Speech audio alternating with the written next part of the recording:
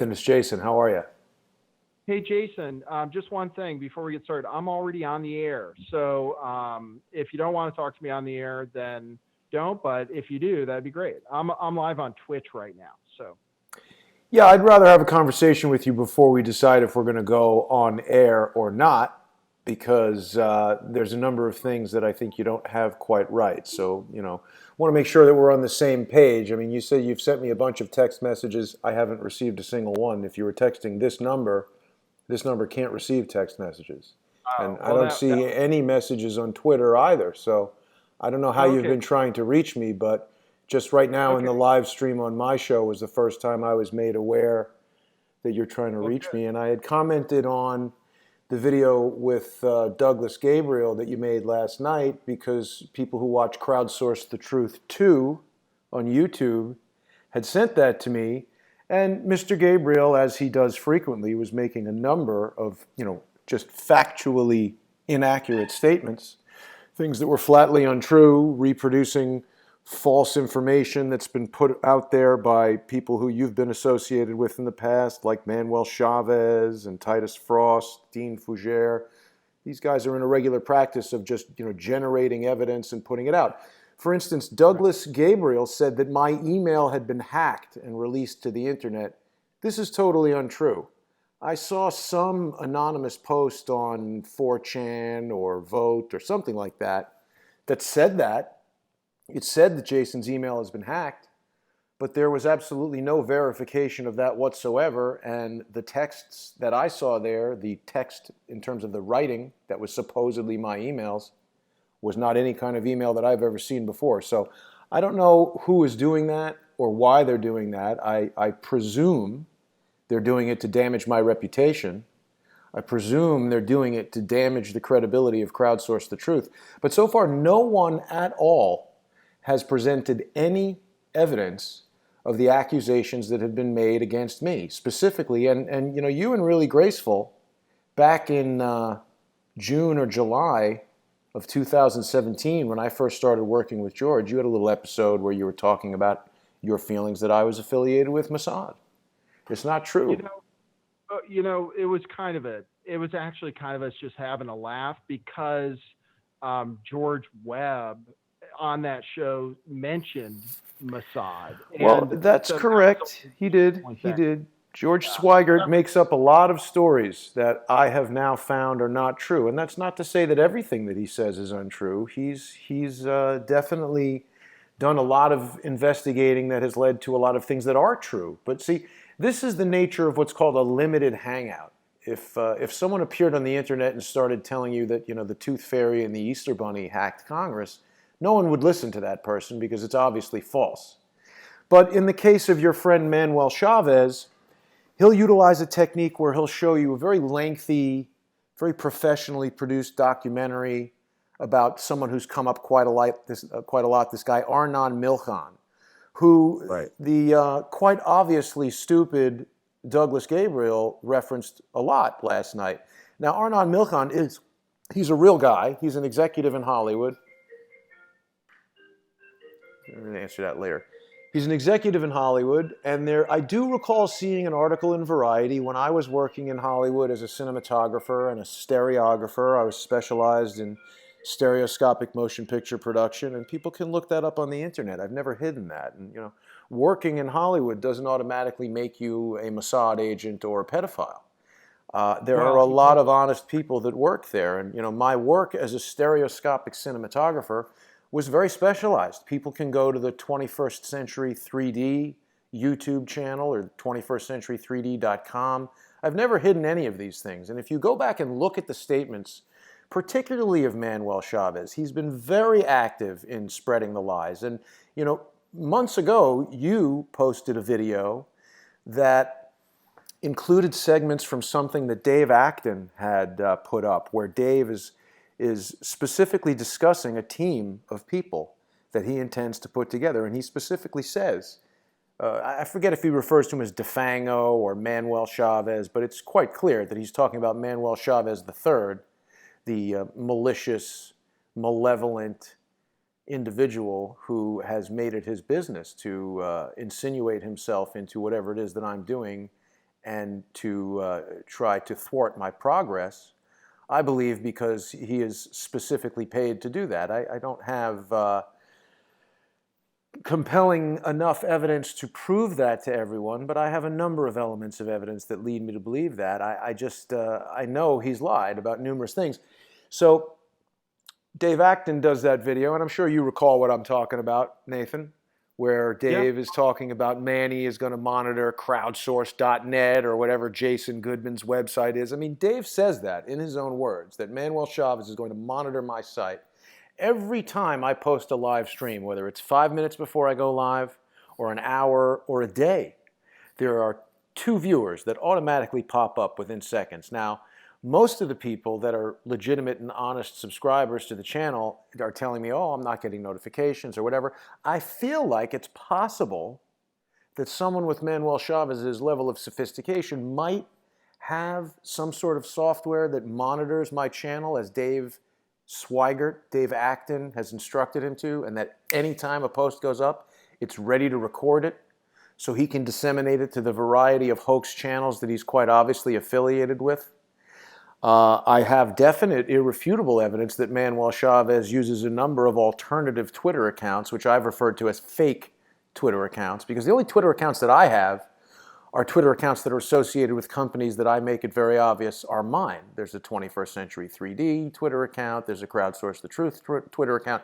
I'm not hiding. I'm not trying to deceive people, and I'm not putting anonymous strikes on videos. When people steal my intellectual property by taking my videos and reposting them for no purpose other than to spread lies about me, to say things like I'm involved with pedophiles, I mean, how many times can they repeat the same lies? Manuel Chavez has repeatedly spread the lie that I am somehow affiliated with Bryan Singer. Have you heard that?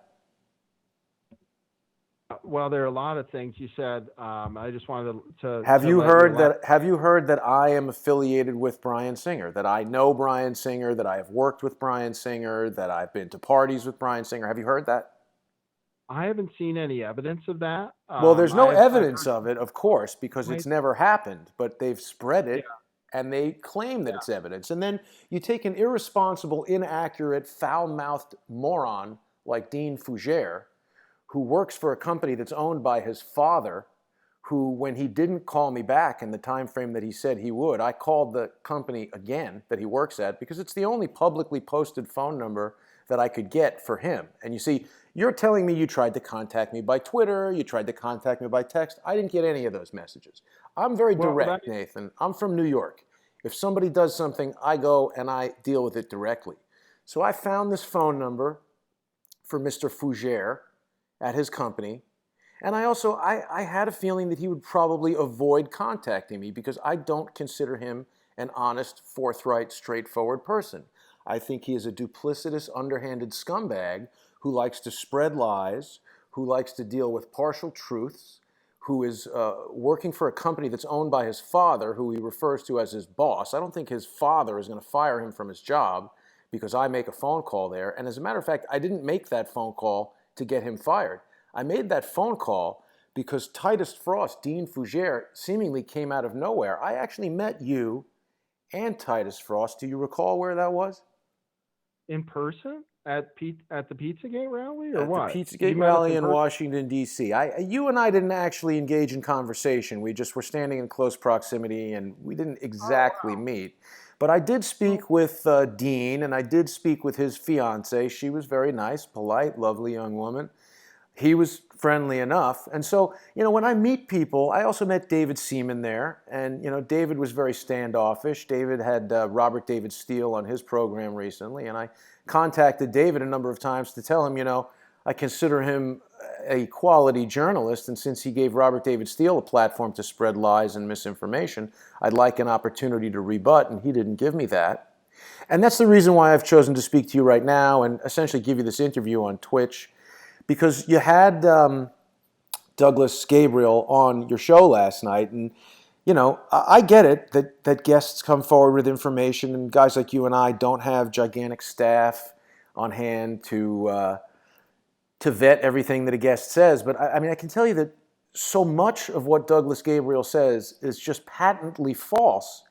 The fact that anyone would listen to anything that he says as anything other than comedy or mild entertainment is bizarre to me. And the fact that the word intelligence would even be included in an organization that he's associated with is very contradictory, because that man is either completely stupid or actively involved in trying to spread false information. So let me just address a few things. I'm sorry, yeah, I texted, so it makes sense that you didn't get a text message from me since you don't receive texts. And I just sent a tweet at you since I can't direct message you. Yeah. I don't just look at Twitter that much. I don't look at Twitter that much. So see, that's No like when problem. Dean tells me, oh, you tweet at me. It's like, look, that's how you want to receive a message. I call people on the phone. And if they answer the phone, I talk to them. And I don't always do that. Sometimes I email people. But in that case, with a serious matter, I was calling Dean Fougere to alert him to the fact that I intended to contact the FBI, because I believe what's happening, Nathan, is a decentralized, distributed defamation attack. And we know how these guys all think. We know how Manuel Chavez thinks. He's a code breaker. He's a hacker. He says he's not a hacker, but when I first met him, I said, and I have it on a recording, can I refer to you as a white hat hacker? And he said, sure. And at that time, his Twitter account said he was a mind hacker. So if he's saying he's a hacker, and then later he says he's not a hacker, is he a hacker or is he not a hacker? But what do hackers do, Nathan? They hack? They seek out the weakest point in a system and they exploit it. Hackers take advantage. They exploit weakness. Okay? So Right. that's what they're doing. They have determined that if, let's say, a wealthy individual controls some, let's say in the case of Robert David Steele, he owns a 501c3 nonprofit corporation, or he's the chairperson of it. I don't know if he owns it, but he's the spokesman for it. His name is on the documentation submitted with the IRS. He is in control of it, right? That 501c3 nonprofit organization is called Earth Intelligence Network. And you can go and see the tax returns. You can see that there was a $65,000 tax return. It's not making that much money. There's a $25,000 tax return. I mean, this is a pretty low-income nonprofit organization. Now, what a lot of people don't know, and what I didn't know until I started working with other experts who know a lot about this, if you want to be a charity, if you want to be a nonprofit 501c3 and take people's money and let them contribute to you in a tax-exempt way that they can write it off on their taxes, it is not sufficient in the eyes of the law for you to simply have this tax-exempt organization. You additionally need to register that charity, certainly in the state of New York, certainly in the state of California, and the laws vary from state to state. But let's just deal with New York and California, because I don't like to speculate, and I don't like to make up fake evidence like Manuel Chavez, who then shares it, and it gets received by Dean Fougere, and then Dean Fougere irresponsibly reports it and says, well, I didn't say you did it, I just said somebody else reported it. That's irresponsible, and that's spreading false information. See, what I like to do is I like to go to the IRS and see what Robert David Steele has filed with the IRS. And I like to go to the New York State Bureau of Charities and see if his charity is registered, which it is not. And so the fact that Robert David Steele came on my program where he appeared with George Webb Swigert, he was brought there by George Webb Swigert. And if you go back and watch that video on the original Crowdsource the Truth 1 channel, it's called Robert David Steele, and it's on YouTube under Crowdsource the Truth. There are two Crowdsource the Truth channels on YouTube. There's Crowdsource the Truth, which is the original channel that had 57,000 followers and actually had gained about 3,000 or 4,000 in a period of a week after I revealed that the American Intelligence Media channel is filled with lies and that Douglas Gabriel is a fool at best and a liar at worst. That channel got struck by malicious anonymous attacks, and no one came forward and said, I'm Jason Goodman and you're stealing my material and using it to malign me and tell lies about me, and I am submitting a copyright complaint because this is my intellectual property you're stealing. Cowards with fake names on YouTubes and fake accounts submitted these bullying complaints about a video where we mentioned David Hogg with internationally recognized historian and author Ole Damagard, and they took out that channel because they did not want the truth getting out. They did not want me telling you that Robert David Steele, it would seem, evidence indicates, evidence from the New York State Bureau of Charities, evidence from the IRS that people can go to ProPublica.org and use the ProPublica advanced search to search out the Earth Intelligence Network and get the EIN, the Employer Identification Number, and then search that EIN on the New York State Bureau of Charities, and you will see that it is not registered with the New York State Bureau of Charities. And that is an indication that Robert David Steele has committed felony charity fraud. And when I brought that evidence forward, that is why Robert David Steele has initiated what I have dubbed a fake lawsuit.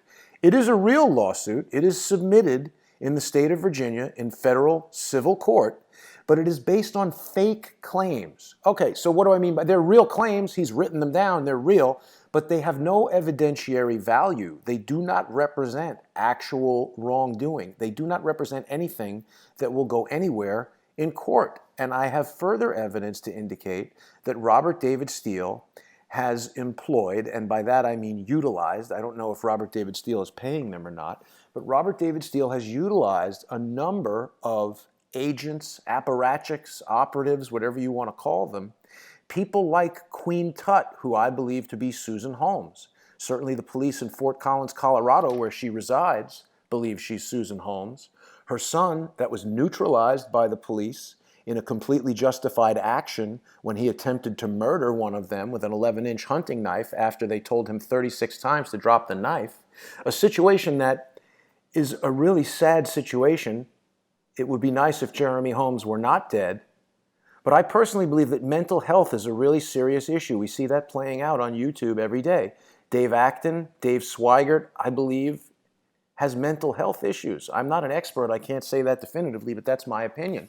I also believe that when it comes to mental health, the family, like Susan Holmes or Susan Lutsky or Queen Tut or whatever her name is, the responsibility, the first line of defense is with the family. She says in the 911 call that she made to the police that responded, that ultimately neutralized her son because he attacked them in an attempt to kill them. She says he's got mental health issues that are growing.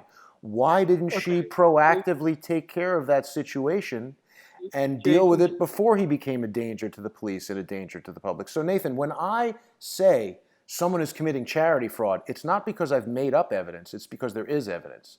And then those people are bringing lawsuits against me and utilizing other people who now have shown themselves to not be friends. Everything that Susan Holmes, Susan Lutsky, Queen Tut has said about why she left Crowdsource the Truth is untrue. We did a broadcast where she freaked out 7 minutes in for no reason, hung up the phone, and told me that she wants me to delete the video. I refused to delete the video, and she chose to not participate in Crowdsource the Truth again. She then made up a bunch of lies about me being a pedophile. She called people and told them I was a pedophile. She published my mother's phone number on the internet and told people to call my mother. Nathan, this is harassment. And the distributed harassment campaign that I'm talking about is where Chavez puts out a piece of fake information, and then Fougere picks it up and reports on it. And Queen Tut puts the phone number on the internet. And we get this collection of people who start to believe all these falsehoods. And, maybe no one in particular has done anything so egregious that the police or the FBI are going to respond specifically to that person. But as I said, these are hackers. They're looking for exploits. And they realize that if one person went and did all this stuff, well, then it might be enough for the police to prosecute. But if each person carries out a small role, they can try to erode my credibility. They can try to coax me into doing something that gets me into trouble. They can have George Swigert, report a story about uranium on a ship that I don't know if it's there or not. I trusted George at the time. George told me a number of lies to gain my trust, as he does with everyone who listens to him on the internet. And then he delivered this story about uranium on that ship. I don't know if there was or wasn't uranium on that ship. Joe Napoli made a lot of calls to the Coast Guard, And they have given him no official report, although they did give him indications that there may have been uranium. They are not answering his FOIA request as to whether or not there was uranium, but immediately the story that began after someone, I don't know who, called the Coast Guard. Now, is that someone that I told to call the Coast Guard? Or is that someone else like Dave Acton, like Susan Holmes, like Manuel Chavez, like any of these people who just calls up and says, hey, there's a bomb on the ship? I don't know. I don't know who made that call, but I know that when I called the Coast Guard, I didn't say anything. That's what's in the recording. The Coast Guard said to me, oh, the dirty bomb, we already know about it. So Dave Acton tells you part of a story. Dave Swigert tells you a little bit of a story that's factual, and then he makes up a lot of the other stuff. There was no officially sanctioned U.S. military action in Nicaragua that I'm aware of in the 1970s, the 1980s, or the 1990s. The only U.S. involvement was by CIA contractors, and this is Iran-Contra, where guns were flown to Iran with the assistance of Mossad. CIA and Mossad were involved in that. George H.W. Bush was the kingpin. Oliver North was on trial for that. Okay? They then took the money from the sale of guns to Iran, which was under sanctions. You were not allowed to sell a pineapple to Iran, and they were selling them tow missiles and other things. That money was then flown from Iran to Nicaragua, where cocaine was purchased from the Contras. And the people that Dave Acton says he captured were the Sandinistas, the individuals that were fighting the Contras. So I don't know what Dave Acton was doing in Nicaragua, but he gets real upset when I say he was a CIA contractor flying cocaine, or that is, maybe he was. His statements seem to indicate that he might have been. I don't know beyond what he said. And then George makes up a story that he told me Dave was a CIA contractor. He didn't tell me Dave was a CIA contractor. All I know is I got a lot of incidents of George Webb lying to me, George Webb coordinating things, telling people to watch DeFango and his brother. And then I watched that video, and Dave Swigert, who called your show the other day, just happens to call up DeFango. All you guys are sitting around randomly receiving calls from Dave Acton. I can't imagine that he possibly knows that you're on the air and this is a planned event. But George Webb tells everybody to go listen to Dave and his brother. They're so funny. And then the comedy of that call is that Dave calls up and he tells Manuel Chavez DeFango all about a company called Black Cube, a company I knew nothing about until I heard that episode. Black Cube apparently is a company started by a bunch of former Israeli Defense Force and former Mossad agents that operates out of London, and they give you all these details about Black Cube. They show you a very professionally produced website, and at the end, oh, by the way, Goodman's getting money from them. I have never received any money at all, knowingly, from Mossad. And I am not receiving $3,000 a week or $3,000 a month. I am not receiving that amount cumulatively from all of the money that my generous sponsors who go to patreon.com/crowdsourcethetruth or paypal.me/crowdsourcethetruth and sponsor my channel, because I don't accept donations. Donations go to charities and nonprofit organizations. People who sponsor Crowdsource the Truth or go to Crowdsource the Truth 2 on YouTube, they are choosing to pay because they want an independent news source that's not driven by some corporate-owned advertiser paid-for agenda. They want to know that they're getting the truth. And the individuals that you've had on your program, that you have associated yourself with, are attempting to stop that from happening. And they don't come back and say, hey, wait a minute, Jason, you had wrong information about Robert David Steele. Here's other evidence that shows that the New York Bureau of Charities database isn't updated. Robert David Steele's lawyer didn't come to me and say, I demand a retraction because here's the facts. He just brought a lawsuit. I called Dean Fougere at the office of his company that sells jet fuel sensors to Halliburton, Kellogg Brown and Root and Chevron, deep state all the way. I called him at that company to alert him that I was in the process of gathering information to bring to the FBI, to tell the FBI that I believe a new type of crime is taking place, a distributed, decentralized defamation attack is taking place. And that a group, absolutely. I spent hours on the phone. I called the FBI. I called the FBI, Nathan. I called the FBI, and I submitted a complaint. That took about 45 minutes. And in less than 24 hours, I got a return phone call. And I spent over 3 hours on the phone and have shared extensive evidence with the FBI. And I find it very interesting how agitated Mr. Dave Acton has become. I think everyone knows I have good contacts at the FBI. I've had retired FBI agent Robin Gritz on my program many times. I've had Thomas Paine of True Pundit, whose real identity I know very well and will not share with anyone. But I have verified that this person is a person who has a great deal of credibility and a tremendous amount of very well-vetted law enforcement, active law enforcement sources.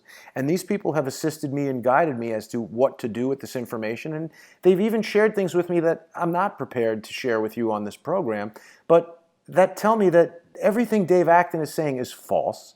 Dave Acton is also at best delusional, at worst psychotic. But he's, almost everything that guy says is a crazy manipulation. And he seems to be becoming unhinged, primarily because his operation is failing. And if he's this magnificent genius who's involved in Homeland Security and all these depositions that he talks about, why is he so ineffective for the past 9 months at stopping little old me, a retired cinematographer who has designed a couple of 3D cameras, who initiated patents, but because of business complications, like patents are expensive and people weren't necessarily ultimately interested in investing in those patents. And so I stopped pursuing them. That's normal. These are normal things that all have explanations. These guys raise questions. These guys find tiny little bits of fact and they try to cast doubt. They have never presented any evidence to support the bulk of their claims that I am a Mossad agent, their claims that I am a pedophile or that I'm affiliated with pedophiles. None of that is true. None of that has ever been substantiated with evidence. They refer to videos where I talk about going on Tinder. Well, guess what? It's not illegal to go on Tinder.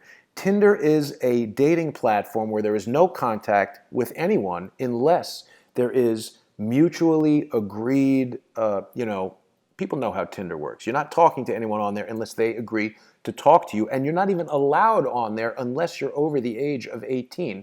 So no one on there is below the age of consenting adult, and every claim that they have made in that regard has been totally false and never verified by evidence. So I appreciate that. And just give me 1 second to respond because you've given us the whole story now. Just to let you know, I've been on the other end of attacks from DeFango and Dave Acton. In fact, Dave Acton, it really tried to ruin my life. Why do you have him on your show then, Nathan? Well, because, when we get into this business, right, and I actually quit my job to do the truth thing full time, and it's incredibly difficult. It's incredibly difficult to get donations. So I respect the fact, I heard your interview with Doug where I really did think he went over the line in what he said to you, although I guess he didn't know he was being recorded. Well, it's not illegal to record a phone call. He's lying about that. If you are a party to the phone call, it is not illegal. It's not. Depends what state. No. It depends on what you're in. Yeah, I'm in New York. I'm in New York. It's a one-party recording call, and I've spoken to lawyers who have told me that on a federal level, if you are a party to the call, it's gone all the way to the Supreme Court. As long as you are a party to the call and recording it, it's legal. What is illegal is if I eavesdrop on a call between you and someone else and neither of you know that it's being recorded. That's illegal. So if Douglas thinks I've done something illegal, he should go to the authorities and he should, get them involved, because the more attention that can be brought to this matter with regard to law enforcement, the FBI, I want that. I am actively dealing with the NYPD. I am actively dealing with the FBI here in New York. Now that Susan Holmes has made the incredibly inappropriate and illegal, this is harassment. Publishing my mother's phone number on Twitter and telling people to call my mother and tell her that I'm a stalker or a pedophile or whatever it is that she said, that is harassment. Calling Dean Fougere at his place of business, where the phone number is publicly posted on a website, d-2.com, that's not illegal and that's not harassment. They are advertising with that website. They want you to know that D2 is a company that's selling jet fuel sensors. If you want to call them up and inquire as to how you can buy a jet fuel sensor, if you work for a deep state company like Halliburton, Kellogg Brown and Root, Chevron, and you want to do business with Dean Fougere, you can call that phone number. They're actively putting it out there in the public. And likewise, if I want to call him and alert him that he's putting himself at risk, because not to threaten him, but to alert him that, hey man, I met you in person. I don't understand why you're doing all this, but I need to let you know that when I alert the FBI to what's going on, you could be getting yourself involved. And there's evidence that I have that seems to indicate that some of this harassment campaign that you've been involved in, Dean Fougere, has been taking place at what looks like a place of business, which might in fact be D2, which is owned by your father, Alan Fougere, which is also posted on the website, so I'm not doxing anyone. But I think Alan Fougere might be interested to know that his incredibly irresponsible son is acting in a way that could put his business in civil or legal jeopardy. And he probably shouldn't do that. So I prefer to call people and give them these friendly, polite bits of advice, and they assume that I'm calling to threaten them. I was doing the same with Susan Holmes when I attempted to call her. She posted all these calls that I had placed to some VoIP number that she has, and in her own post, it showed that she had blocked my incoming number. It says it's blocked and it can't be answered. Now on my end, when I was calling, it didn't ring. It didn't make any sound at all. I was unclear if the phone was working at all. So I called back a number of times, and that's how she got all these, blocked calls, missed calls, whatever it is she represented it as. But that's certainly not harassment. If someone tells you don't ever call me again and you repeatedly call them, that's harassment. If she answered every time and hung up, or, again, I'm not a lawyer, but, calling a number that doesn't ring and not being aware that it's even registering that your call is going through, I don't believe that's harassment. I believe that's persistence, and her assumption that I was calling to threaten her was just wrong. I was calling to ask her why she's behaving in this way, because she spent many, many months also insinuating herself into my life, pretending to be a friend. Coincidentally, the same exact way Manuel Chavez approached me. Hey, I'm your friend. I'm going to help you with this Seth Rich file that came from Dan Vizina, the White Rabbit, someone who Manuel Chavez admits that he already knew.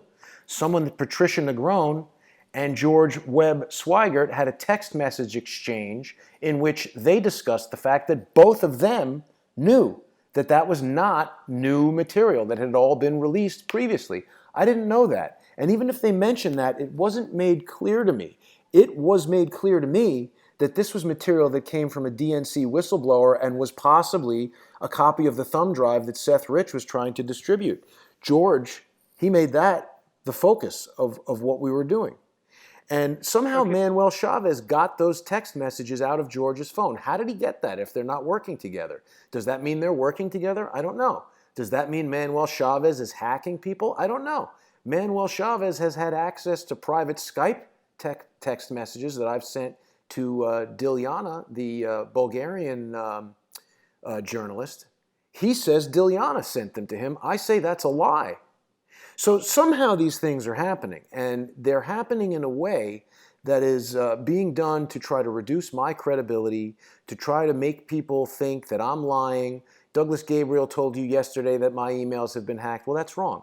And if he goes back now and says, well, I didn't know that, then he's the worst intelligence operative ever, because he thought Craig Murray was dead. I proved that wrong. I've spoken to Craig Murray. People can go to the Crowdsource the Truth channel on YouTube and search for Craig Murray, and they can see an interview where myself and Patricia Negron, who I was being very generous with, I brought her with me on that trip to London. I didn't need to do that. I pointed out Craig Murray to her. She didn't recognize him. I introduced her to Craig Murray. I put her out in front, not because I was trying to steal the spotlight, but because I was trying to make Trish an important part of Crowdsource the Truth, because I'm into teamwork.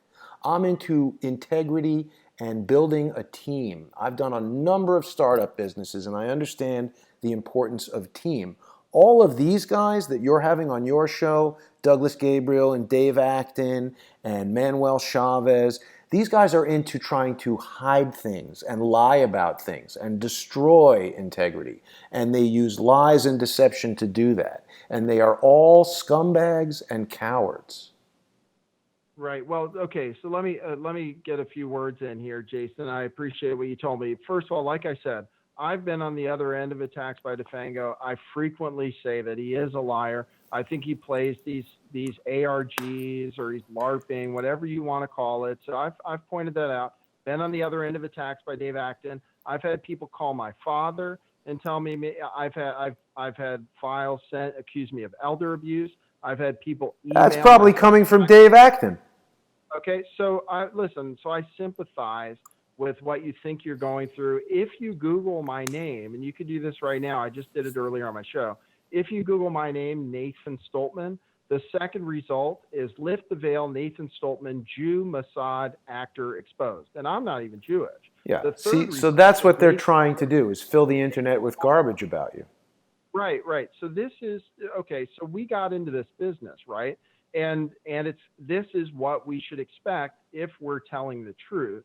So my question to you is, why do you spend so much time focused on other people? And why don't you just ignore them? Because if what they're saying isn't true, like these things on the internet that say I'm Mossad, then what the hell do you care? Shouldn't everybody realize that it isn't true? Why do you have to spend so much time looking into people's lives, calling their work, looking into Robert David Steele's business and finding out that it's not really a charity? Like, what the fuck do you, I'm sorry for my language, but what do you care? I mean, really, doesn't it just attract more of the same? I'm going to start my answer by saying the way you've posed that question, Nathan, causes me to believe that you are trying to frame this question in such a way that makes what I'm doing look like the incorrect thing to do. So I don't appreciate the way you've asked that question. But I will answer it, because the answer is this. The answer is this. I don't believe that this is what we should expect for trying to get to the truth. I believe that people out there in the United States of America and elsewhere have a right to understand what's going on. We're not stupid, and I don't want unelected people or malicious political operatives like those we're talking about to be able to direct the narrative. I would like to speak to a lot of different experts. I would like to evaluate a lot of different evidence. I would like to deal in facts and allow people to develop their skills of critical thinking to arrive at the truth. I don't want some new age freak show occult weirdo like Douglas Gabriel to spew a lot of bullshit and try and tell me what the truth is, and he throws down the gauntlet and everyone has to answer like he thinks I'm paying attention to what he says. He's an idiot, and what he says is worthless. So for them to put out all this crap on the internet, and for me to expect that it's okay that my mother's phone number is going to be put on the internet so that people can harass my mother, I'm sorry. That's not okay. And I'm fighting back against that, and I'm exposing the people that do it. And you're minimizing my effort to do that is something that I would question on your part. And the reason I'm looking into Robert David Steele's business is because he came on my program and he raised $15,000 from my audience, people that I am establishing trust and confidence with.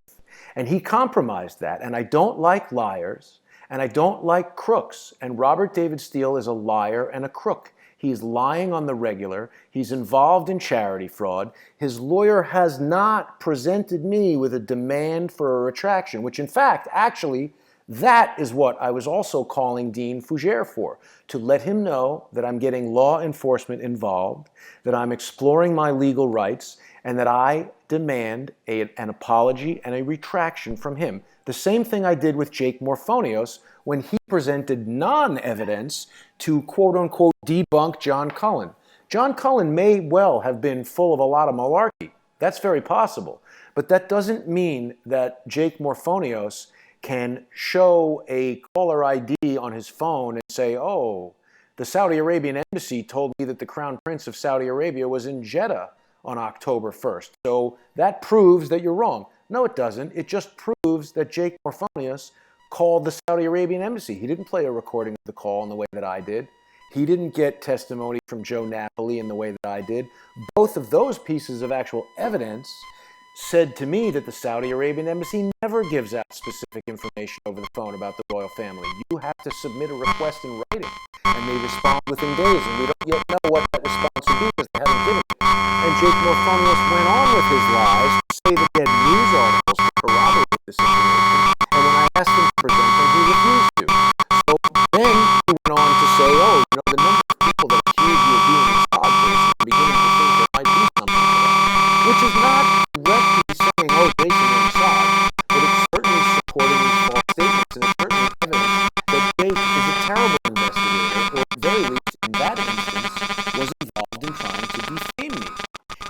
You know, if Jake had presented that evidence, I would have gladly put it on my show, and I would have adopted that evidence as the new, strongest evidence. But he refused to. Everyone listening to this, and even people who aren't listening to this, when they hear something, whether it's from Jake Tapper, Anderson Cooper, Rachel Maddow, Nathan Stoltman, Robert David Steele, Dave Acton, George Swigert, whoever it is, you should seek the evidence. And if the person is not willing to present the evidence, then you should put no value on what they say. Not one of these people who have made the accusation that my emails have been hacked have presented any kind of scientific evaluation. I haven't even seen those emails that they claim to be mine. I saw one post on 4chan or Reddit or Steemit or something like that. I saw one of those things that said like, hey, a friend of mine is 15 and was on Tinder and was texting Jason, and I get all these Twitter emails from the purple one, which I'm pretty sure is Manuel Chavez, where he's writing as if he's an underage girl saying, oh, I'm going to be 17 next week and I miss you so much. And I mean, this is nonsense. He's writing that. I'm not writing that. They're trying to entrap me by creating these fake situations, but they have no actual evidence. And the people that I'm talking about, when I have pressured them to present evidence, haven't done it. If Robert David Steele's lawyer sent me a demand for a retraction along with some kind of evidence that what we have said is incorrect, I would respond to that immediately, and I would retract what I've said. Show me how I'm incorrect that Robert David Steele is committing charity fraud. Nobody has done that.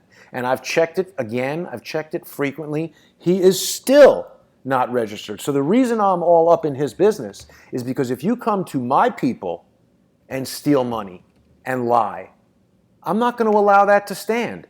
And if you're going to post a bunch of shit about me and you're going to intimidate my mother over the internet, I don't expect that to be a part of this job, and I will work until I am not able to anymore to bring justice to these criminals and scumbags, alleged criminals and definite scumbags. That's my opinion. And each and every one of them knows that they're scumbags. And if what I'm saying is untrue, present evidence to countermand it. Manuel Chavez should be ashamed of himself. He is the lowest form of scum, repeatedly making up lies, things that he knows are lies. I have never met Arnon Milchan. He may well be a Mossad agent, operative, whatever. I believe he has admitted that. I don't know that much about the man. He runs a film production company, Regency, New Regency, I think. I don't know. The name escapes me right now. He's a producer in Hollywood. All right. That doesn't mean I know him. I knew a small number of producers in Hollywood. I had a limited career in Hollywood. I was focused on stereoscopic cinematography. I've invented a number of camera systems. I've invented a number of optical technologies, some of which I applied for patents for, some of which got to the stage of being provisional patents. But having patents and holding patents doesn't mean you have money. They've had a couple of persistent messages that they've tried to get through. Jason's a millionaire, so you shouldn't pay him. They're trying to defund me. Jason's a pedophile. They're trying to discredit me. Jason's a Mossad agent. And you and your friend Really Graceful, who I was nice to, are both very biased against Israel, against Jewish people, against Mossad. Mossad, I'm sure, does a lot of terrible things, as does the CIA, as does MI6, as does every intelligence agency of every country. But you know what I've discovered? And I never experienced this in my life, Nathan, because I was born Jewish. I'm still Jewish. I'm not very religious. I haven't been to a synagogue in many, many years. I went on weekends to, Jewish education when I was a kid until I was 13 and had a bar mitzvah. And I haven't really been involved in Judaism very actively since then. And growing up in New York and being around Jewish people, populations with a lot of Jewish people, I haven't ever really experienced the kind of hatred and prejudice that I've been experiencing since I got involved with, being online here. And all of these people who are predisposed to disliking Zionists, see, this is the new code word. They try to seem intellectual and open-minded by saying, oh, I like Jewish people. I just don't like Zionists. So if that's true, why does Robert David Steele, the most anti-Zionist guy on the internet, why does he want to be friends with George Webb? Why is he sending emails to George Webb in July while George Webb was living here and I was paying all his expenses? Why is Robert David Steele trying to give money to George Webb? And I've got this in emails that George has shared with me. Why does Robert David Steele want to be friends with a self-admitted Zionist? That doesn't make any sense. The Zionist thing is a coded message Because these guys realize that in the politically correct era of 2018, you can't just come out with hatred against Jewish people. They have to encode it. And they say, oh, I like Jewish people, but I don't like Zionists. And then immediately, if you're Jewish and they don't like you, they peg you as a Zionist shill. The utter moron, Dean Fougere, is guilty of this. Really Graceful, who I used to like and thought was a lovely young lady who's got a talent for making really well-produced videos and doing good research, is incredibly biased. I had an author on yesterday who is not Jewish, as far as I know, Nelson, Philip Nelson. I don't think that's a Jewish name, and I don't think he's Jewish. But he has interviewed many of the survivors of the Liberty. He has written extensively on the presidency of Lyndon Baines Johnson, who is regularly engaged. There's a lot of evidence to indicate numerous activities that are not in the interest of the United States, and presents a very compelling argument that Lyndon Johnson was the leader of the effort to sink the Liberty, because Lyndon Johnson wanted the United States to get involved in a war in the Middle East, and we see that that has been a goal of neocons and criminals who want to ruin the Middle East. They want to control oil. And after Lyndon Johnson's presidency, which ended in 1968, in 1971, Richard Nixon, who had a lot of interaction with Lyndon Johnson, Richard Nixon finally removed the dollar from the gold standard and created the petrodollar, where Henry Kissinger, who is a Jew and a scumbag, made a deal with the Royal House of Saud, the Saudi Arabian royal family, to form the petrodollar, to link the value of the entire U.S. economy, not to the price of oil, but to the inherent demand for the universally demanded commodity of oil. They created this petrodollar, and I believe that Lyndon Johnson was hell-bent on doing that because his entire political life was financed by Texas oil millionaires who, under his watch, became oil billionaires, who continue to this day. I'm talking about the Bushes. I'm talking about their associates, the Harrimans. We're not getting off point. We're right on the point, Nathan, because all of this stuff that I'm talking about is the stuff that they don't want spoken about. That's why they're making up bullshit to suppress me, okay? So that's what I want your audience to hear. Do you think there's a conspiracy against the Jews?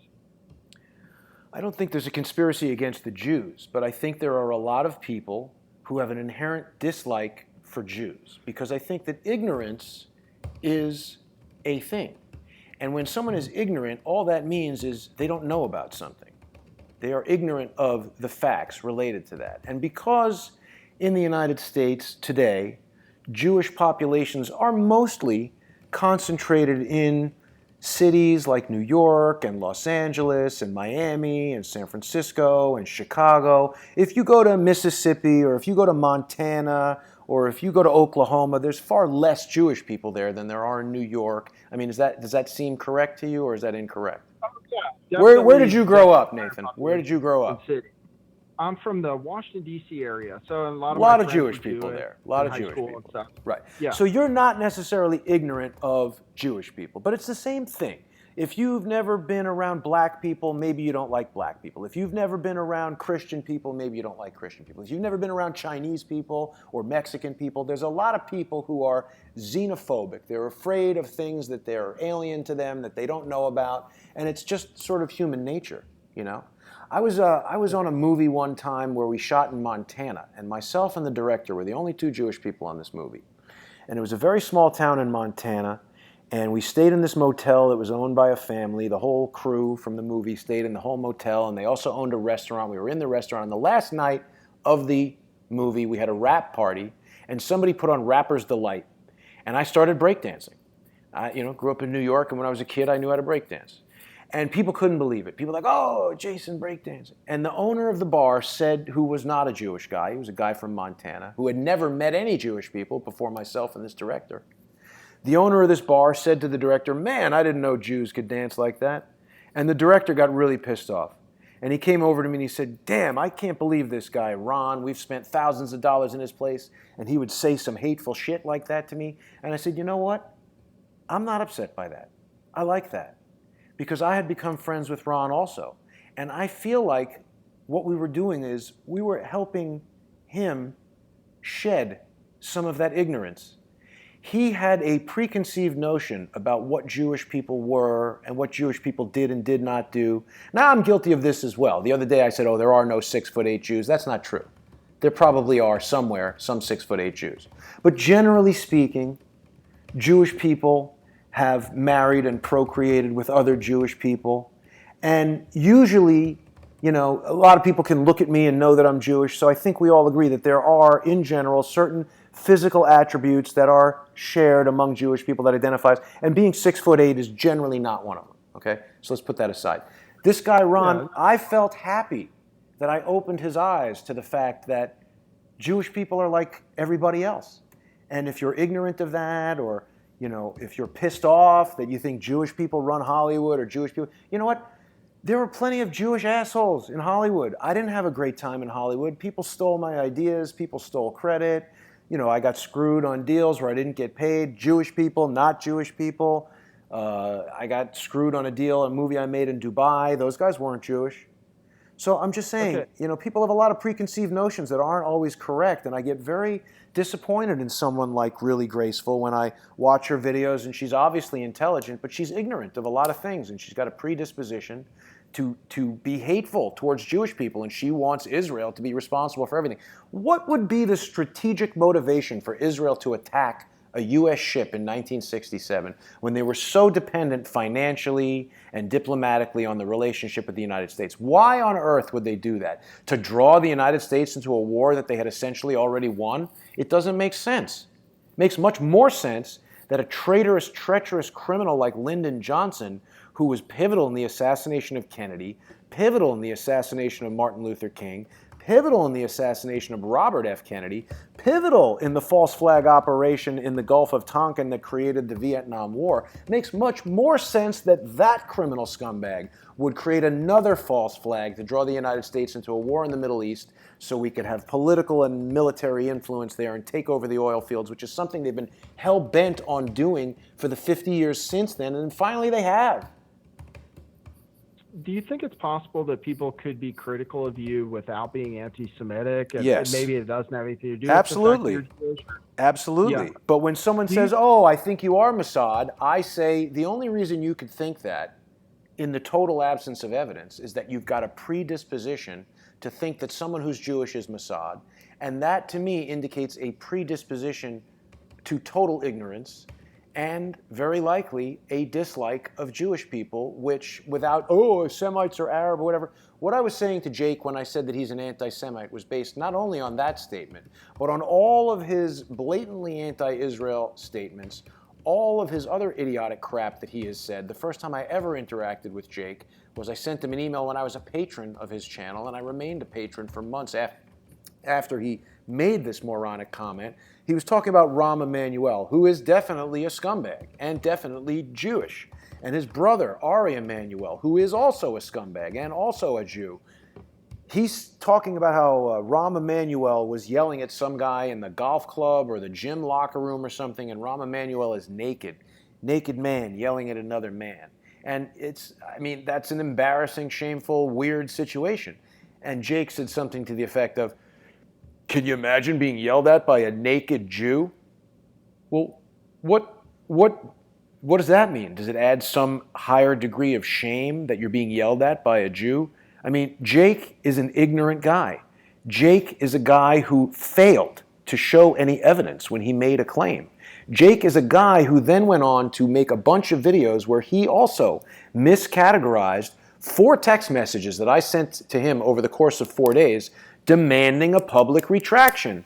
I said, Jake, you've made comments that are unsupported by evidence, where you are substantiating false claims that I'm a Mossad agent, and I demand a public apology and a retraction. And he refused to answer. So I texted him again each time for 4 days, and then he attempted, as he did on my program, he just shows a piece of the evidence. He didn't show you the full text messages. He just says, oh, look at all these text messages. Jason Goodman is stalking me. And he conflates that with video content of some unknown person coming to his house who he chases away with a bat, who days later he was working with and interviewing. So what the hell is Jake doing if he's not manipulating evidence to make you think something that isn't true? So Jason, you've got a platform, right? You've got your channel, you've built it up, you've been successful with it. You have a number of people who watch your show. And like I said, I can really relate to you in the gang stalking or crowd stalking. I was the victim of it before by a few of the parties that are also involved with you. I just wonder, since we're trying to get the truth out and everything, and I wondered if, and you have a platform where you're able to say all these things that you believe about these people, a number of which, frankly, are ad hominem attacks, calling people idiots or scumbags. Well, I do that because it triggers them. And you see, it's also factual. Well, because that's my opinion. I'm allowed to say they're idiots and scumbags. If they're going to attack me with false statements and try to implicate me for crimes, I think they deserve ad hominem attacks. I've already presented the evidence to show that they're liars. So, So you're saying you're trying to trigger them? Yeah. Is it any surprise then that people come back and attack you if you're intentionally... Nathan, I didn't start this. They started it. I don't start fights, but I do finish them. Right. Okay. Well, I wonder, because you have the platform to talk, people can hear your opinion. They can hear other people's opinions. Well, no, they can't. They can't, because Crowdsource the Truth, which went from 95 viewers, Crowdsource, see, I had started a YouTube channel like 6 years ago, Jason Goodman. It wasn't even a channel. It was just an account so I could watch YouTube videos. I think I started it in 2011. And then in 2016, in October, when the election was going on, and I just was like, I had left Hollywood, my second marriage had ended, and I had lost all my money because my company wasn't really succeeding, and I was in a kind of a not good financial situation. I was living off of the sale of, I had a lot of camera equipment. I had an office in New York, I had an office in LA, I was doing productions, I was working on movies all over the world, and I was, selling off that equipment on eBay. And they've doxed my eBay account. I mean, this is all tortious interference.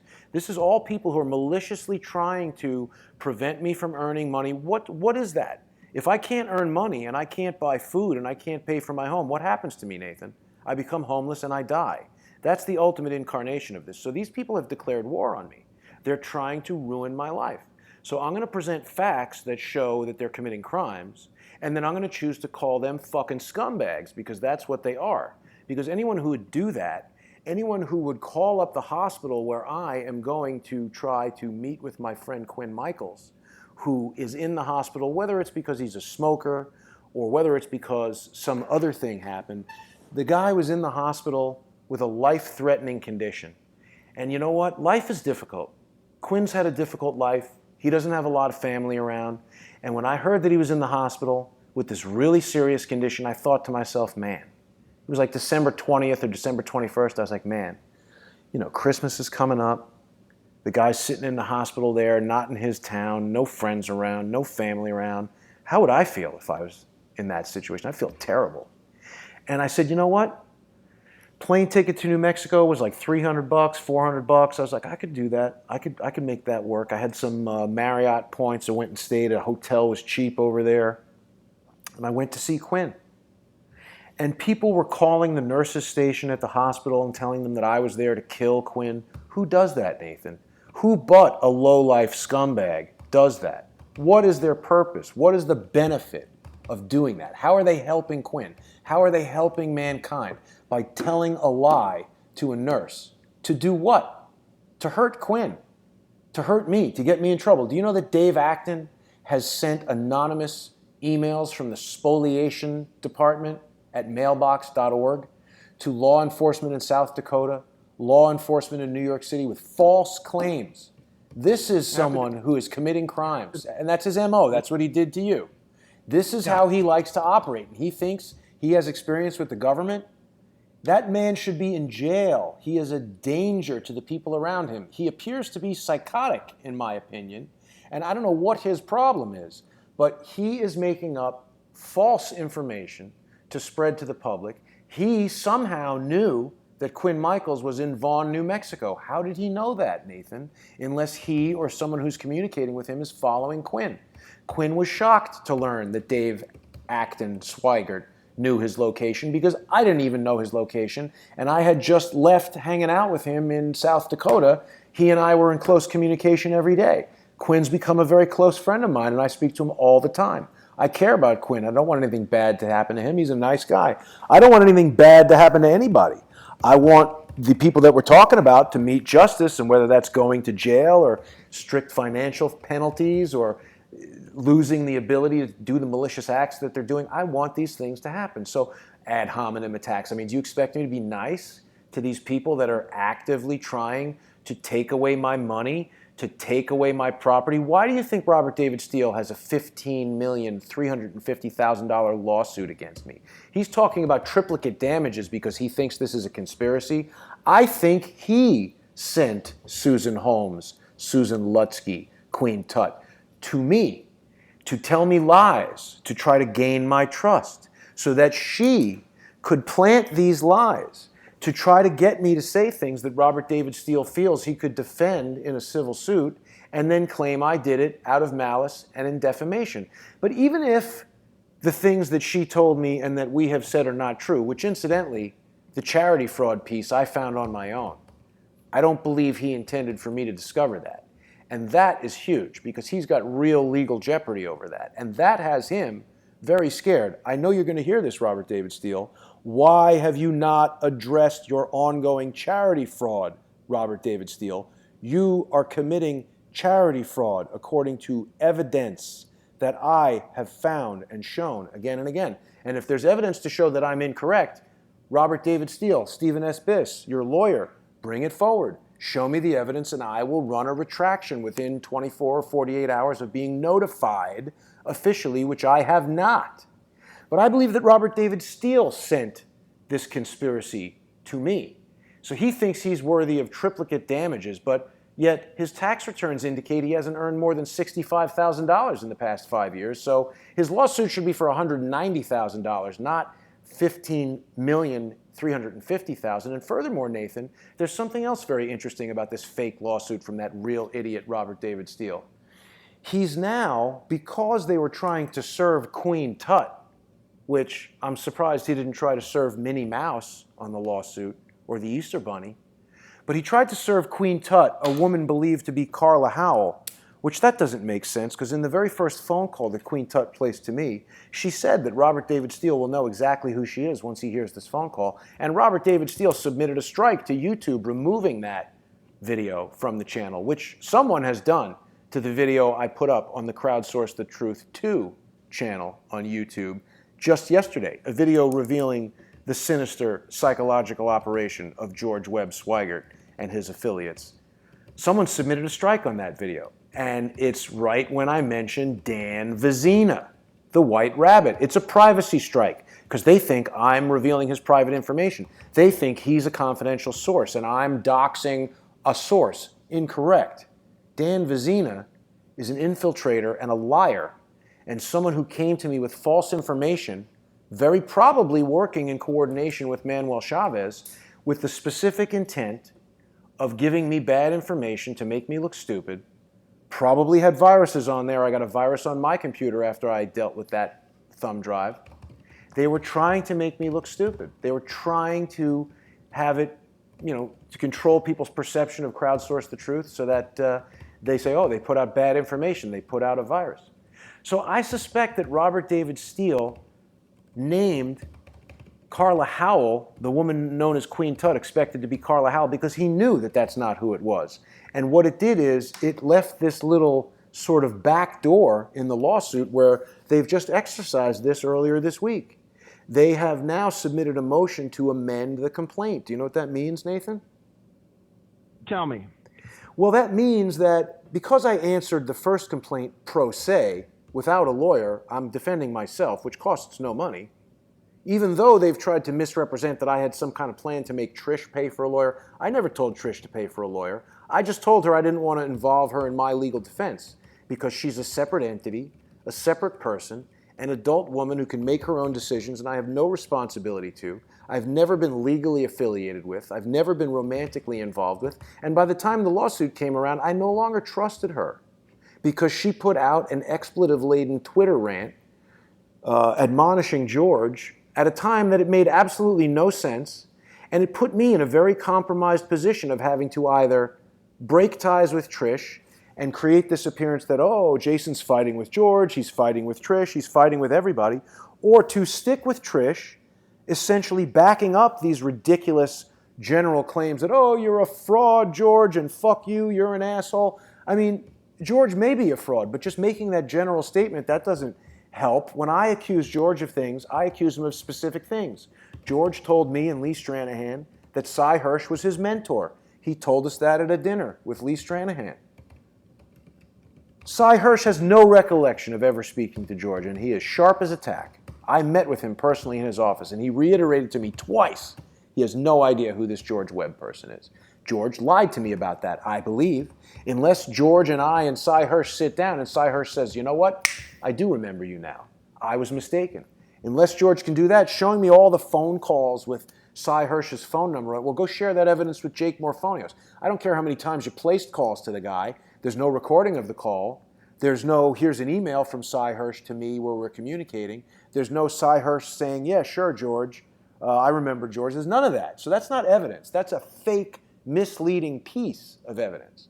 So the point is, Robert David Steele now, by submitting this motion to amend his complaint, well, now I got to answer a new complaint, and they've expanded it from like a 20-page complaint to like an 80-page complaint. So now I got to read all that crap, and I got to respond to it, and that takes time.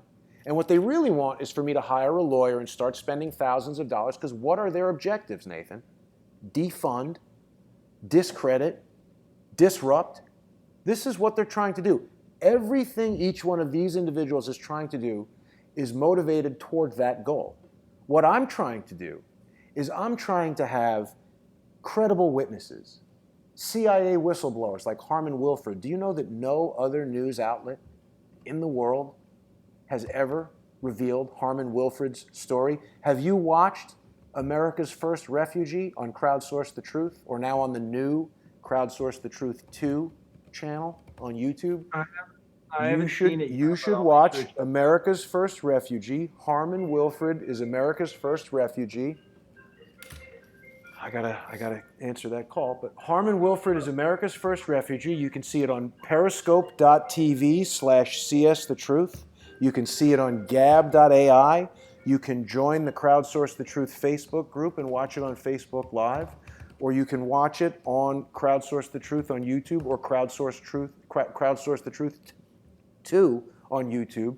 And Harmon Wilford details with bank records and financial documents and letters to and from the Department of Justice, people like the Inspector General Michael Horowitz, who everybody's been waiting for his report, and idiots like Douglas Gabriel are talking about him. Maybe he's right about that. Maybe he's right. Michael Horowitz might in fact be a terrible guy. But again, this is part of what a limited hangout does. They put forth something that you're going to agree in. Oh, Israel did 9/11. Oh, and I'm not saying I agree with that. Maybe they played a role. Maybe some Israelis played a role. I don't know. I haven't seen that evidence. That doesn't mean that evidence doesn't exist. But I don't think Israel did 9/11. I think Dick Cheney was involved. I think elements of the CIA were involved. I think elements of Saudi Arabia were involved. I think globalist criminals did 9/11. And I have friends who were killed on 9/11. So when morons make ignorant statements about it that suit their biases, I don't like that. But the point of the matter is, Robert David Steele has now increased, for whatever reason, I guess he's saying because we continue to call him an idiot, which is that is freedom of speech, by the way. You call it an ad hominem attack, all right. Well, if you don't like me, don't listen to me. I can call him an idiot all day long, and that is protected by free speech. It's my opinion. You cannot prove or disprove. I mean, that's hard to believe because there's a lot of evidence that he is an idiot, but it's a matter of opinion. So he's now increased the financial penalty to $18,350,000, which is absurd. That on its face is enough for any reasonable court to laugh this civil case right out the door. But he's increased the penalty. He's increased the breadth of the complaint, specifically because he hopes, first, your former friend, also idiot, Manuel Chavez, sent me a text or a Twitter DM or something saying, oh, Jason, you can't let this case get to discovery. Your cover will be blown. And it's like, I almost couldn't believe that he actually believes that I am Mossad. There's no cover to be blown. I mean, I don't. This thing going to Discovery wouldn't bother me. Don't you think it's a pretty outrageous thing for people to say about you? Like that maybe people should maybe it would just be better ignored because, like I said, the second result for my name, Nathan Stoltman, is lift the veil, Nathan Stoltman, Jew, Mossad, actor exposed, and I'm not filing a lawsuit against. I'm that not guy. filing a lawsuit I against anybody, Nathan. Do not miscategorize the facts. I have not filed any lawsuits against anyone You've involved in contacted crowdsourced the the FBI, truth. right? That's not I a mean, lawsuit. That's criminal prosecution, Nathan. That Right, is right. intended to get them prosecuted criminally. Because I'm not Right. interested in getting money from losers that have no money. What I'm interested in is exposing criminals. Let's talk about something real, okay? I have been investigating Steemit, Steemit.com, the blockchain-driven, cryptocurrency-linked social media network. And the reason I'm doing that is because another malicious actor, Frank Bacon, who may be Ty Rowan, approached me on a phone call that people can also hear on Crowdsource the Truth. They can hear it on BitChute by searching for Crowdsource the Truth.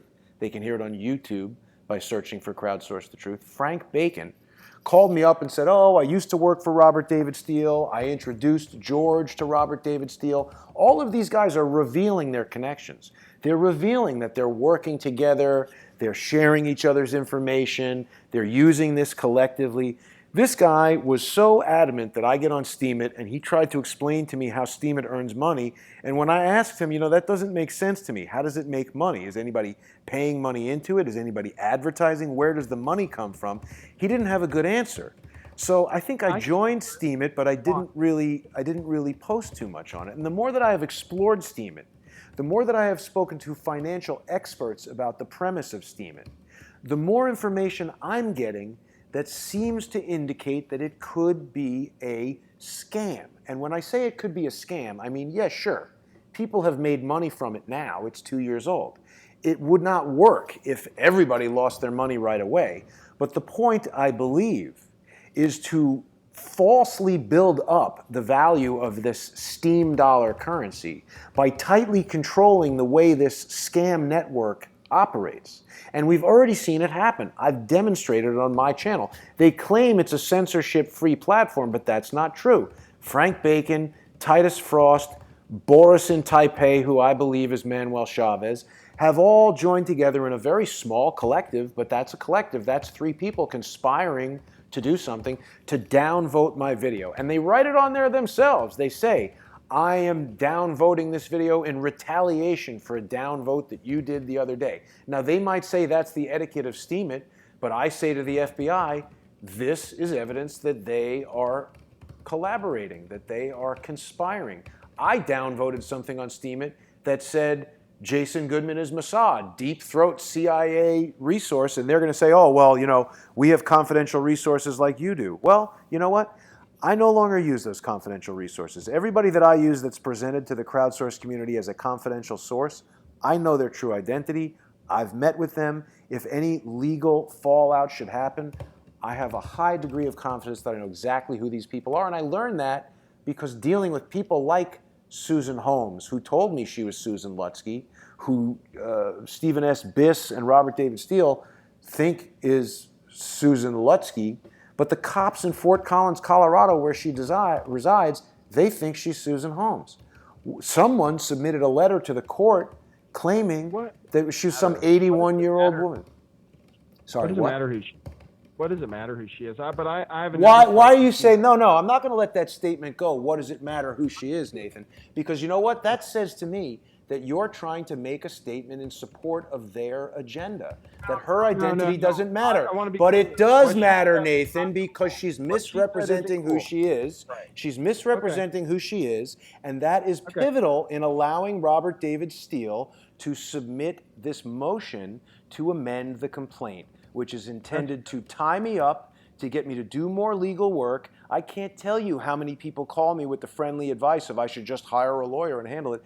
Those people could very well be false email accounts working towards Robert David Steele's agenda of tie up my money, tie up my time, hope that I slip up somewhere on the legal process. What Robert David Steele really wants is a default judgment where now I'm behind the 8 ball and U.S. Marshals can get a piece of paper stamped by a court that says that I owe him $18.5 million, and he can come after my home, and he can put liens on my bank account because he is afraid of the evidence that I have brought to light that he's engaged in charity fraud. Because I don't want money from Robert David Steele. Even if he had money, I don't want that money. I want Robert David Steele to go to jail for the felony that I believe he's committed. And if I'm wrong, his attorney should present me with evidence that shows that I'm wrong, and I will issue a retraction.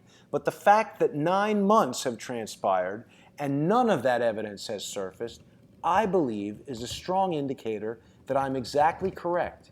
And Robert David Steele's fake lawsuit, initiated from a real idiot, is designed to suppress the information that he's committing felonies. Let me ask you, I want to ask you about why you believe you in particular are targeted. But first, in regards to Steemit, it did just, you're making some claims about it, and you're doing them, pretty, you're doing prominently on your channel. I'm saying that I see evidence that seems to indicate that it may be a Ponzi scheme. And that evidence is it's manipulated as a network as far as who can make money on it and who can't. It's very easy for the users to do that. That's been proven by their own activity. I've spoken to a former derivatives trader who's also an expert in cryptocurrency mining and all this kind of stuff. And he says that because of the white paper that he's read extensively, which I don't have the software background or the computer technology expertise to really evaluate that document, but I take testimony from an expert who says that it's a scam for this or that reason. People can go listen to my interview with Tone Vase on the Crowdsource the Truth YouTube channel to hear what he has to say about it. Then I took the counterpoint from someone who was a verification witness on the Steemit blockchain, and his own testimony about the fact that there are only 20 of these witnesses to verify transactions in that currency, and that 14 of them could collude to rig the system, and that there's nothing to protect from one person controlling 14 spoof accounts and totally rigging the system. That's his testimony, not mine. So I'm just saying the evidence that I've seen. Today, I went in New York City to the address that's registered on Whois for where their website is registered. I went to their office, no office there. Now, none of this is proof that it's a scam, but it's not helping to disprove the speculative theory that it might be a scam. I have put it out there. I've tried to contact Dan Larimer. I've tried to contact Nathan Scott. Now, it doesn't mean that they're avoiding contacting me. I'm sure these are busy guys. I welcome them to contact me and tell me why it isn't a scam. But when I see blatant idiots like Titus Frost, who spread lots of fake information irresponsibly, saying Steemit's undervalued, Steemit's at $2, and he gets real bent out of shape when I put forward information showing that Steemit is a scam, and he calls me a faggot, and he says that Quinn Michaels and I, he's got all kinds of terrible things to say about us. That's not evidence. You're talking to me about ad hominem attacks? Come on. Get real, Nathan. Well, that's okay. No, I'm not trying to antagonize you at all. I just want to ask some questions. And just to finalize things about Steemit, do you own any cryptocurrency? Yes. Or would you say you would have any understanding of cryptocurrency to explain it to somebody on the street? I am far from an expert in cryptocurrency, but I understand that a blockchain is a distributed ledger, and my understanding is in the case of, say, Bitcoin, if you've got a ledger stored on one computer and that computer gets hacked, someone can modify the details in the ledger. But if you store the same ledger on hundreds of thousands or millions of computers and they're communicating with each other through an encrypted network where they're constantly verifying the information on each computer, that creates a very real practical barrier in that someone would have to hack 1 million computers all at once to change the information. That's my understanding of it, and I realize that's a very base understanding. But you see, when I watch people like David Seaman for months and months during the Pizzagate thing, and he's sitting there saying, buy Bitcoin, Bitcoin is the future, I have Bitcoin, Bitcoin's going up, buy Ethereum. It's like, that doesn't help me understand what it is. That's just somebody there trying to trump it up, trying to put it out there so that people have it in their mind and want to go buy it. That's just he's the Flava Flav of Bitcoin. He's not educating anyone. I'd rather talk to one person who explains how it works, and one person who says it's great for this or that reason, and one person who says it's not good for this or that reason. I'd like to talk to someone like Charles Ortel, who has a lot of traditional investment experience. I'd like to speak to someone like Lynette Zhang, who has a lot of precious metals, commodities trading experience. And I'd like to get all of these opinions. I'd like to be educated about these things rather than told, go buy it, go join it, you're going to make money. That's a churn and burn sales tactic where they're just trying to get more people onto the Steemit network to build up the demand for the Steem currency, because supply and demand and confidence in the system, yeah. There's nothing backing the value of Steemit as far as I can see. There's no money that's been put into it as far as I can see. I mean, someone must be putting money into it because it's created. So someone invested in it, but who is that someone? Why do they not have a physical office in New York City? Where is their physical office if they have one? Why is their main phone number a Google voice over IP number that could be linked to any phone anywhere in the world?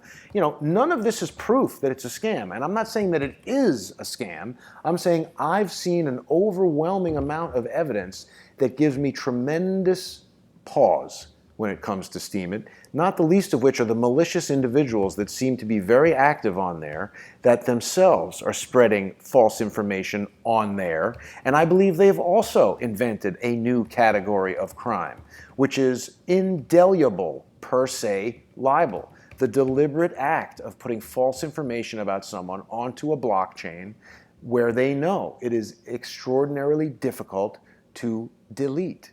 And they are trying to fill up the world with crap.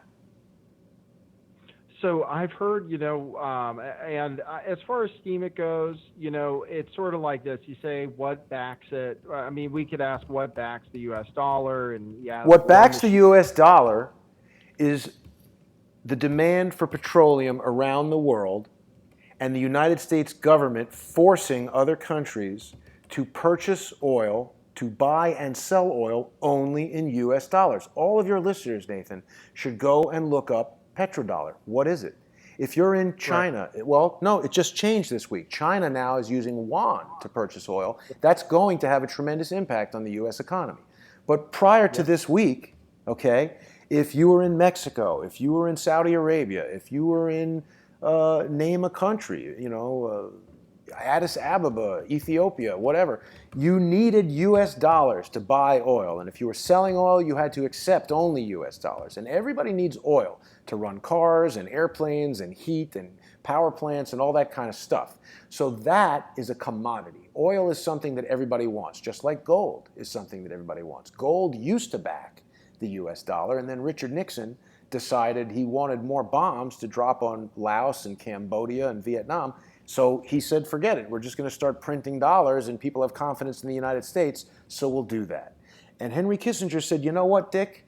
You can't do that because it's a mathematical guarantee of the eventual failure of the dollar. We need a universally desired commodity backing the value of the dollar, and that became oil.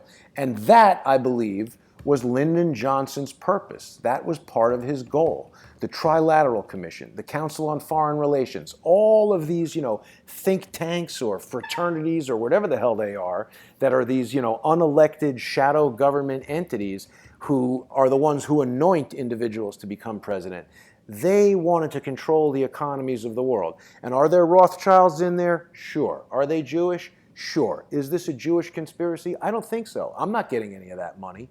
So for people to get on the internet and disparage all Jews as Zionists, or any Jew they don't like as a Zionist, or anyone defending a theory that doesn't make logical sense, like Israel is evil, that's why they attacked the Liberty. Israel wanted the United States to fight Egypt for them, that's why they attacked the Liberty.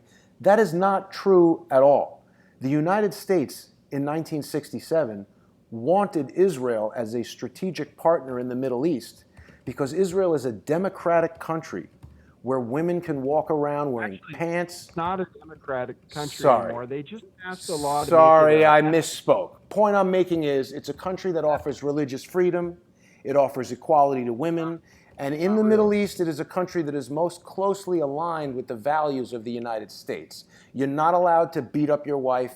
You're not allowed to throw gay people off of buildings. You're not allowed to discriminate against people because of religion. That is their inherent idea. Is there corruption in Israel? Absolutely. Are there evil people in Israel? Absolutely. Are there wrongs being done by Israel? Yes. But I do believe the United States wanted Israel to be a viable country in the Middle East so that there could be an ally there that was more closely aligned with the values of the United States because of all of these religious governments and Sharia law and all the things that we're seeing happen now. I mean, is this a gross simplification of an incredibly complex geopolitical thing? Yes. But I do not believe that it makes, even if Israel is evil, it just doesn't make sense that they would attack a U.S. ship in the way that the USS Liberty was attacked. What would be their strategic purpose in doing that? Sure. How do you feel about the illegal occupation of Palestine and the Golan Heights? It's an issue that I have not gotten into the details of because as one person, I am not able to understand or study the complex intricacies of every single situation around the world. And, the bloviated, fat, disgusting idiot Manuel Chavez, who likes to constantly send me messages from accounts that aren't related to him that say, why aren't you talking about Israel? It's like, why aren't I talking about, aren't there like hundreds of countries that have corruption and all kinds of things going on that I'm not talking about? I'm one person and I can only cover whatever story. Before I realized it was Manuel Chavez, I even said, if you have firsthand knowledge on corruption in Israel, call me up and let's talk about it and I'll have you on the show. If you work for the Knesset, if you work for Bibi Netanyahu, if you're in Mossad, if you're in the IDF and you have information that no one is publishing, Laurel Everly called me and said, I gave this information to the FBI. I gave it to the Washington Post. They're not publishing it. Will you publish it? I said, sure. Harmon Wilfred called me and said, every journalist that I've shared my story with has either stopped returning my phone calls, shown up missing, or whatever. Will you publish it? I said, sure. So when a troll, like the basement-dwelling, Coca-Cola and vape-sucking moron, Manuel Chavez, sends me an email from an account that is not clearly him, which is clearly designed to trick me and troll me, I'm just not going to cover it. I mean, is Israel doing things against Palestinians that are bad? Very probably. I don't know. I would have to study that. I'd have to know both sides of the issue. I know for sure that there are a lot of situations that we know about that have nothing to do with Palestine or Israel, where fake evidence is presented that gets people very, very convinced of one thing when the total opposite is true. How many people are walking around, Nathan, who think that 9/11 was simply 19 guys who got onto planes and crashed them into buildings? When I think you and I and most of the people listening believe that that is very, very far from the truth. How many people walking around think Lee Harvey Oswald went to the 6th floor of the book depository and shot John F. Kennedy? When I believe you and I and many people listening know that that is very, very far from the truth. So what is going on in Israel relative to Palestinians and occupation of a particular area of the land, I do not have any firsthand knowledge of. I have a very limited understanding of because it's not something that I've studied because I'm just not all that interested in Israel. I've never been there. I don't have any family there. I can't even name any friends that I would know that live there. I know a couple of people that are from there. But, I don't have any more interest in Israel than I do Mexico, France, Spain, China, Argentina. Well, I mean, I don't know if that's really fair. I didn't mean to get into Israel, but the first part of the show you've spent saying that anybody who attacks Israel is anti-Semitic. Didn't say that. You said that. You didn't. I didn't say that. I didn't say that. I said anyone who presumes that a Jewish person is in Mossad with no evidence probably has an anti-Jewish bias. I did not say that, Nathan. If you heard that, then you misheard me. And you saying that right now is trying to put an idea out to your audience that's incorrect. And this is the exact technique that someone like Manuel Chavez or Dean Fougere will use. So I think I've spent enough time on the phone with you now. You did do a good job of captivating my attention sufficiently that Can I ask you one more question? There was something you said on your show about being afraid that somebody was going to leak out something that happened on Tinder. Did you want to elaborate on that? Because apparently you didn't want people talking about it. No, I didn't not want people talking about it. I said that so many people, including the liar Tracy Beans, including Manuel Chavez, including other people, have said, oh, the information's coming out, Jason's Mossad, you guys will see. And then now people are saying, oh, I've sent naked pictures around. No one's presented any evidence of that. And you know what? When you're, let me finish. I'll tell you what I'm going to say, Nathan. I'll finish. Now, Nathan, can I finish? Anthony Weiner was running for mayor of New York and was a married man with a child who was sending naked photographs of himself to a 15-year-old girl who is not an adult. That is a child. And that you said it would be worse than Anthony Weiner. So I never said that. I never said that. Nah, you're miscategorizing what I said. I said that when I have been involved in romantic relationships with adult women of legally consenting age, which means any woman from 18 to 90, or however old someone can be alive. I've never dated a 90-year-old woman, but anyone over legally consenting age, when I've been in consenting relationships with them, we get into all kinds of romantic things. And I don't really feel the need to describe my love life, but women have shared pictures of themselves with me, and I've shared pictures of myself with them. And, online dating is something that people do, and going on Tinder is something that people do. And there are times that Tinder is misused, very probably by some of the people that I'm even talking about, or certainly could be. I don't have any reason to suspect. I think it's just people who want to get you to, I don't know what, sign up for some site or something. But there was a time that someone utilized some kind of software that I can't really explain and has nothing to do with facts or news, where they were able to extract something from my phone that very well could have included pictures of adult consenting women who I've had mutually agreed upon exchanges with. And if anything were to surface, that is the only place that I could conceive of that it would come from. Because no woman has come forward and said, oh, Jason's done something wrong, and here it is. Queen Tut. Reason that none of the women that you've been in touch with, who were all, as far as you know, of age. Any woman that I have interacted with on that level, I have met personally. And anytime there is an age disparity between me and them where there's any kind of question, I would ask them to prove to me that they are of age. First of all, you can't join Tinder, as I've said, unless you're over 18. Now, obviously, people could falsify that and somehow join if they're under 18. But as I've said, on the one or two occasions that there's been any question of a girl who's in college or in her 20s, I mean, there are plenty of men that date girls that are 20 years younger than them, 25 years younger than them. As long as the girl is of legally consenting age and an adult and able to make her own decisions and approaching me in a mutual agreement where she's making her own decisions, what gives you or Susan Lutsky Holmes or anyone the right to pass some moral judgment? Do I go around saying that Susan Lutsky is a woman of low moral standards because she's had children with two separate men who she's not married to? No, I don't say that. There might well be people in the audience who would feel that way, but it's her opinion, it's her position, it's her choice to do it, and it's not illegal. So she can do whatever she wants. Do you know that Susan Holmes, Queen Tut, goes to college protests with signs that say, kill all police, they are killing us?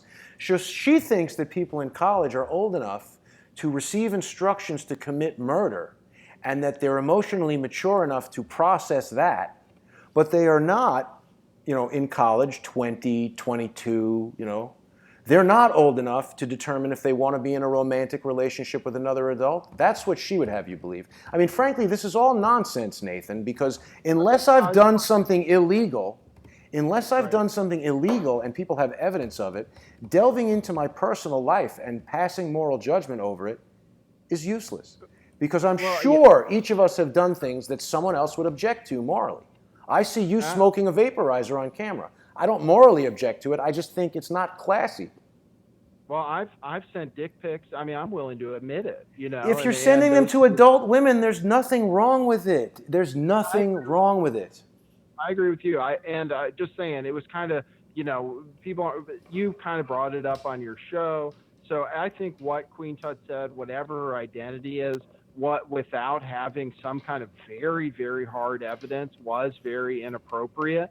And I don't know that we need to go into doxing her or finding out who she is or We going do, through. because she is attempting to spread lies about me. She is doing crimes. Do you know that it is a crime to incite the public to commit violence? Do you know that it is a crime to instruct another person to do something that's illegal? I understand The that. only reason the Fort Collins police are not prosecuting her for that crime is because she's gone absolutely berserk, screaming at the top of her lungs that it's racism and police brutality, that the police neutralized her violent, mentally ill son after cautiously warning him 36 times to drop the knife. They waited until 1 second before he murdered a cop.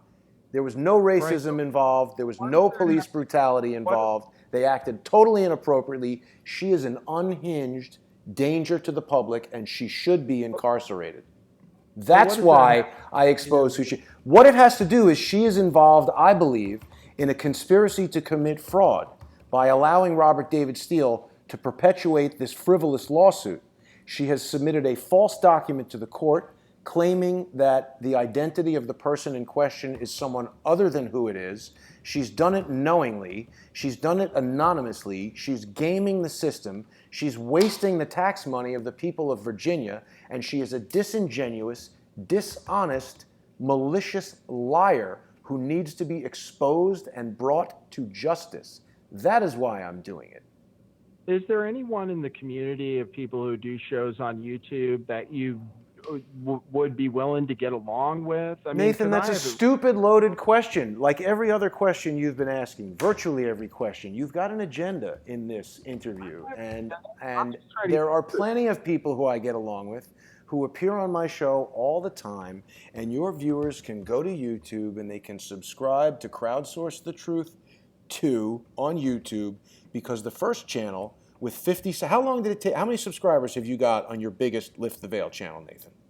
Well, I mean, I would have more, 33,000 right now, but that channel was taken offline. 33? Oh. 33,000. 33. How long did it take you to get 33,000 subscribers? It took about a year and a half to get to 30, and then my channel got taken down. I was on other channels, so it took me another 6 months probably to get 3,000 because the channel wasn't on the air. Okay. But it took me about 18 months, I think, to get to around 30,000. Okay. Well, you know, when you called into my show with Really Graceful, that was around May or June of 2017. I had just begun to work with George. A lot of people say, oh, Jason, you're nothing without George, and you're riding on George's coattails. I wanted to start a business. I wanted to start a news channel, and I wanted it to be my business because I need food and I need a place to live. And if I'm going to be in the business of doing true and accurate news, I need a way to make money in doing that. I can't spend all day making news and then get some other job to obtain food. I need the news making to be the job.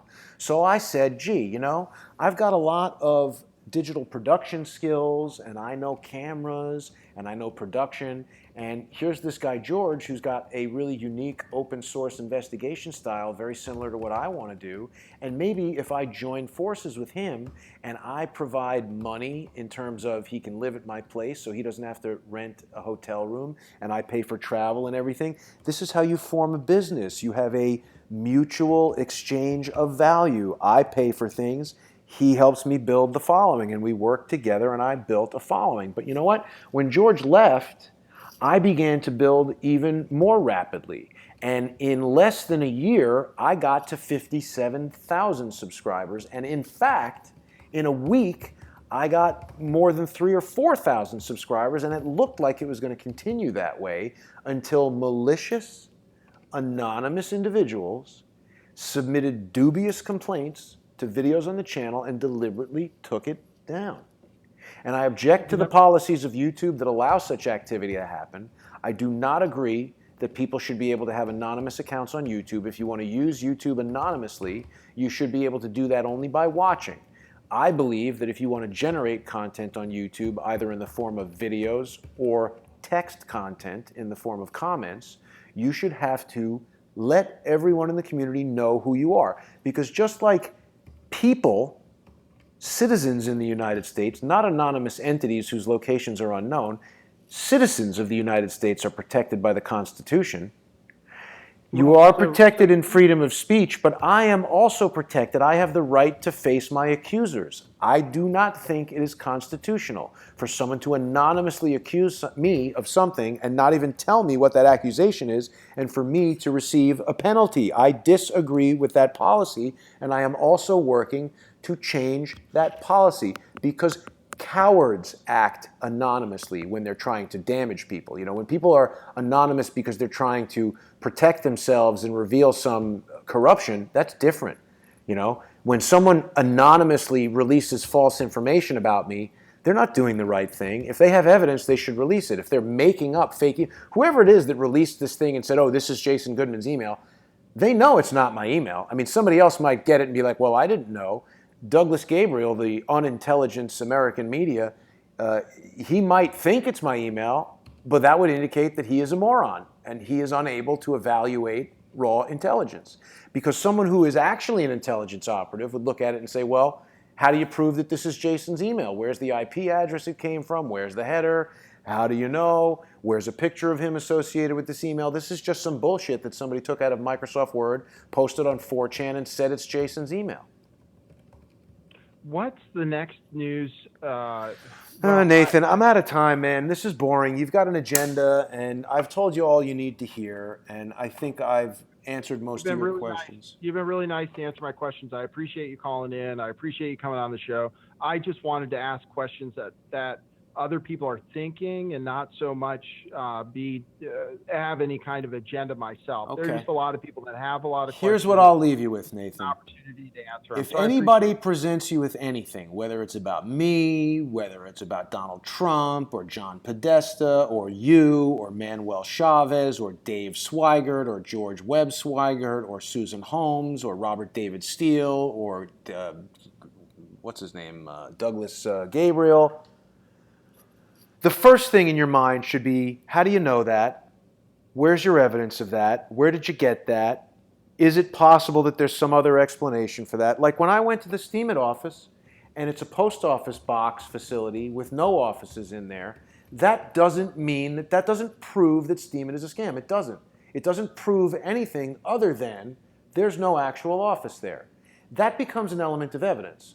When I have 600 or 12 or a million or whatever the number is, some amount of evidence becomes an overwhelming indication, particularly in the absence of any countermanding evidence, that becomes strong evidence to support a hypothesis. Now, people always ask for proof, but proof is another very sort of fluid thing. Because if you're doing a mathematical proof or a scientific experiment, some sort of chemical, some sort of proof, if you're doing a philosophical proof, if you're in a criminal case in the United States at the state level versus the federal level, if you're in a civil case, if you're in a case in England, all of these things have different standards of proof. So when someone comes onto YouTube and says, oh, here's proof that Jason Goodman is doing X, Y, and Z, right away you should think that that's probably not proof. You might have evidence of something, but so far I haven't seen it. Anyway, Nathan, have a nice show. Enjoy the evening. Thanks. Take care of yourself. Thanks, Jake. Bye-bye. Thanks for calling in. All right, see ya.